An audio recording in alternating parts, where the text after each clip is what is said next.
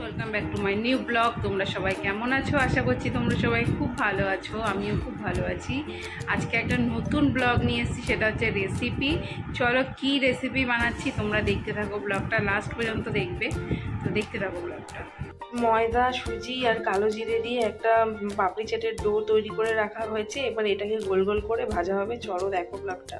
এবার এটাকে বেলে নেওয়া হচ্ছে সুন্দর করে।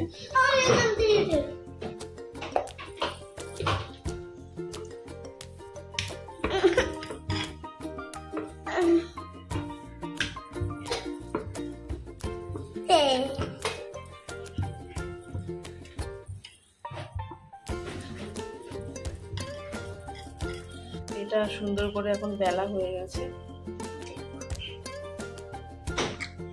কাঁটা চামচ দিয়ে এরকম করে দিতে হবে, কেননা হচ্ছে যদি গোল গোল করে কাটা হয়, কাটার পর না হলে ফুচকার মতন ফুলে যাবে, পাপড়ির মতন হবে না আর কি।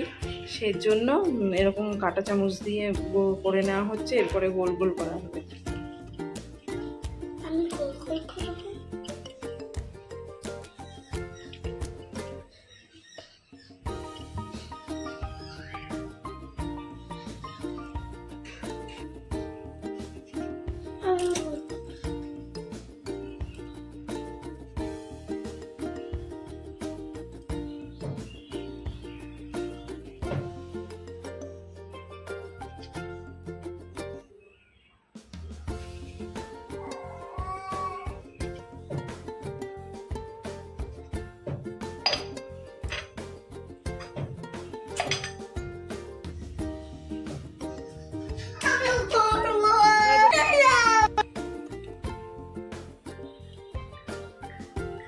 পাপড়ি চাটের গোল গোলগুলো এখন হয়ে গেছে, এগুলো সব তুলে নেওয়া হচ্ছে।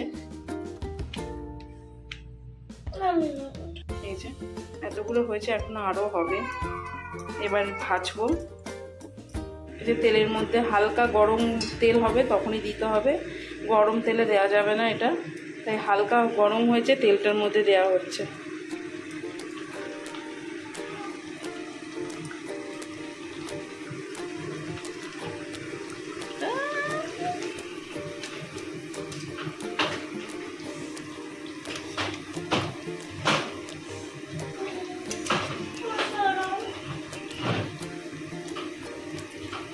হয়ে গেছে, লাল লাল হয়ে গেছে, এগুলো এখন তুলে নেওয়া হবে।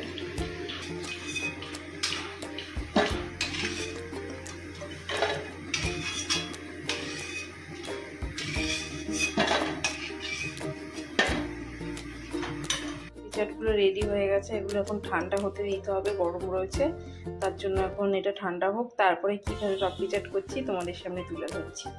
চাট করতে আলু লাগছে, টমেটো, শসা, লঙ্কা, পেঁয়াজ, বাদাম ভাজা, তেঁতুলের চাটনি, ধনেপাতার চাটনি আর ছোলা সিদ্ধ। আর এটা হচ্ছে জিরের গুঁড়ো অল্প রয়েছে। আর এটা হচ্ছে বিট নুন আর টক দই। টক দইটাকে ফেটিয়ে নিতে হবে ভালো করে।